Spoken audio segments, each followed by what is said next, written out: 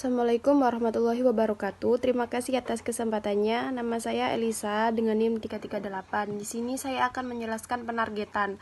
Penargetan audiens spesifik dapat dipertimbangkan menjadi poin awal untuk semua keputusan Markom. Dengan demikian, tujuan bab ini adalah untuk menggambarkan bagaimana praktisi Markom menargetkan konsumen perspektif. Penargetan memungkinkan komunikator pemasaran menyampaikan pesan secara tepat dan mencegah cakupan yang terbuang pada orang-orang di luar target pasar. Oleh karena itu, penargetan mengimplikasikan efisiensi usaha. Tidak melakukan penargetan sama saja dengan menembakkan bola basket secara brutal ke udara tanpa menentukan target pada ring basket yang seharusnya dituju. Selanjutnya ada penargetan behavior graphic, yaitu bahwa bentuk penargetan ini didasarkan pada bagaimana orang-orang berperilaku dengan menghargai kategori produk tertentu atau kelas produk yang berhubungan, daripada bentuk sikap dan gaya hidup mereka, psikografis, usia, pendapatan, atau budaya mereka, demografis, atau tempat mereka hidup, geodemografis. Behavior graphic memberikan dasar terbaik untuk penargetan pesan Markom kepada pelanggan sebagai prediktor terbaik atas perilaku seseorang di masa depan yang merupakan perilakunya di masa lalu.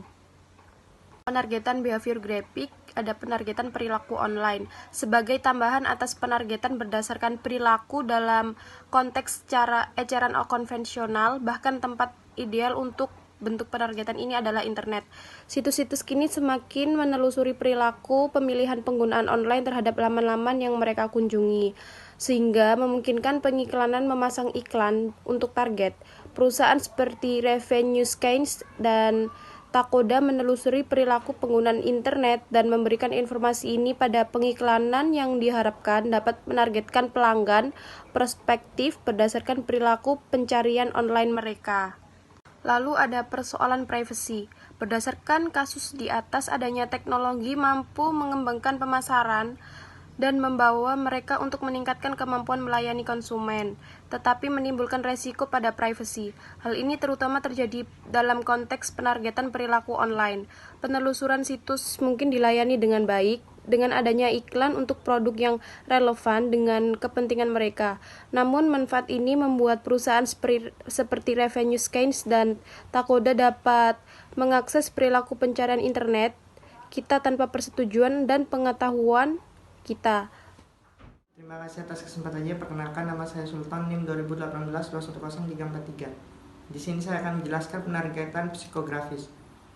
Membentuk profil psikografis. Sejumlah penelitian pemasaran di perusahaan melakukan studi psikografis untuk klien individu. Studi ini dibuat untuk kategori produk tertentu dari klien. Selanjutnya, tujuan umum psikografis. Sebagai tambahan bagi studi psikografis yang dibuat untuk kebutuhan khusus klien. Brand manager dapat membeli data psikografis siap pakai dari jasa yang mengembangkan profil psikografis secara independen atau produk atau jasa tertentu. Sekian, terima kasih. Terima kasih atas kesempatannya. Perkenalkan, nama saya Rizky Fajar Kurniawan dengan NIM 2018-210402. Di sini saya akan menjelaskan mengenai 8 segmen VALS. Yang pertama, yaitu inovator. Inovator merupakan orang yang pintar, sukses, memiliki kesan diri yang baik, dan memiliki kemampuan untuk menguasai. Seperti namanya, inovator selalu memiliki kreativitas, ide-ide, dan juga inovasi yang baru. Lalu yang kedua yaitu pemikir. Pemikir merupakan orang yang matang, menyenangkan, memiliki tanggung jawab, dan berpengetahuan yang luas. Selanjutnya yaitu yang percaya. Yang percaya merupakan orang yang mapan. Mapan baik dari segi keluarga, agama, komunitas, dan juga bangsa. Lalu selanjutnya yaitu pemenang. Pemenang di sini adalah orang yang selalu berorientasi pada keinginan untuk berprestasi. Pemenang ini memiliki gaya hidup yang berorientasi pada tujuan dan komitmen yang mendalam pada karir dan keluarganya. Lalu selanjutnya yaitu pekerja keras. Pekerja keras ini selalu termotivasi juga dengan prestasi.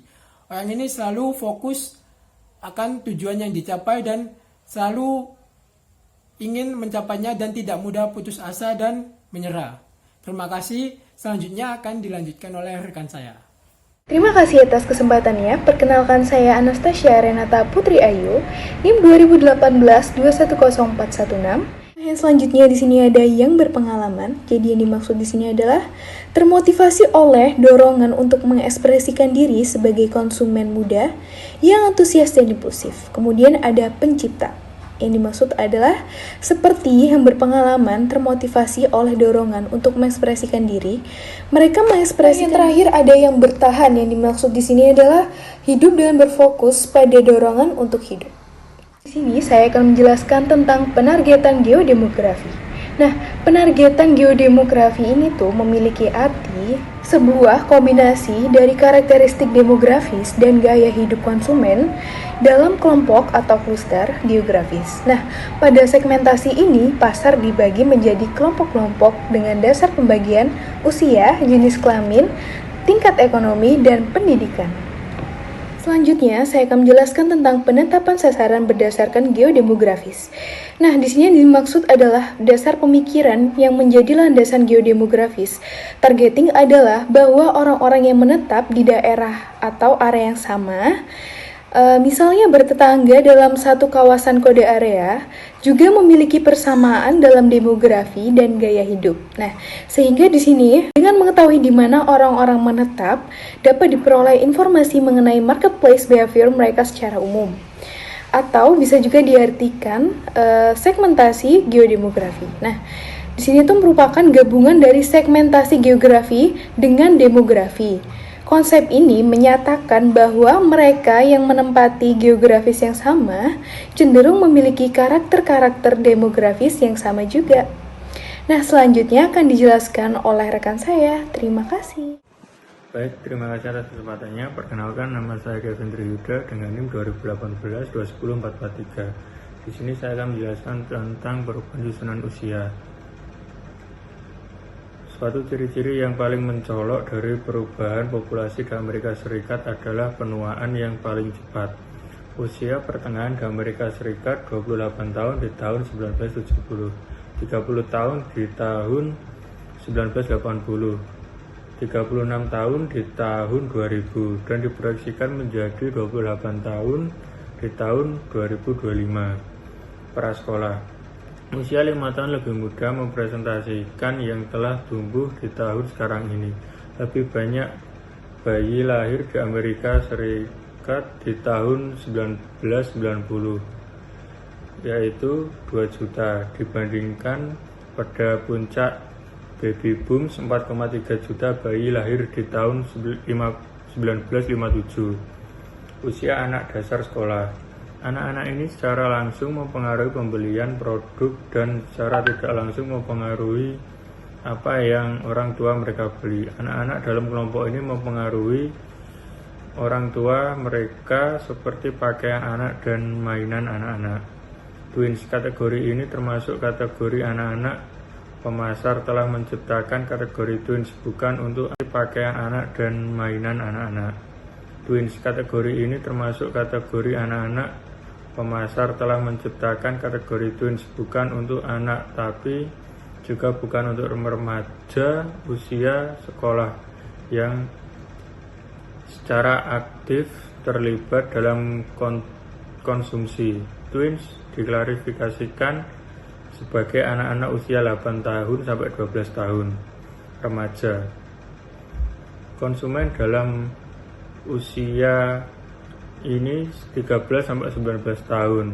Secara total di Amerika ada lebih dari 25 juta. Mereka memiliki kekuasaan, penghasilan, dan dapat mempengaruhi keputusan personal dan rumah tangga.